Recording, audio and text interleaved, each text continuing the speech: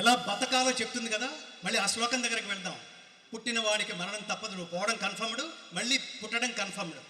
పోవడం, నువ్వు పుట్టడం ఎవడి కడుపున పుట్టాలో నీకు తెలియదు మిత్రులారు. మనం ప్లాన్ చేసుకోలేము, ఎప్పుడు పోవాలో మనం ప్లాన్ చేసుకోలేము. వీడి కడుపున నేను ఎలా పుట్టాను అంటే భగవద్గీత చదవండి, ఎలా పుట్టాడో తెలుస్తుంది. శుచీనాం శ్రీమతాంగే, శుచీనాం శ్రీమతాంగే యోగభ్రష్టోభిజాయతే.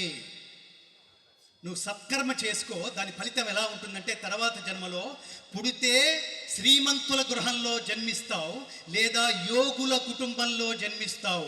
ఈ 2 జన్మల్లో యోగుల కుటుంబంలో జన్మించటం అతి దుర్లభం. వాడు పుడితేనే వింటాడు, గణానా ఆంత్వా వింటాడు, భద్రం కర్ణేభిః శృణుయామదేవాః వింటాడు, నీ ప్రయత్నం లేకుండా.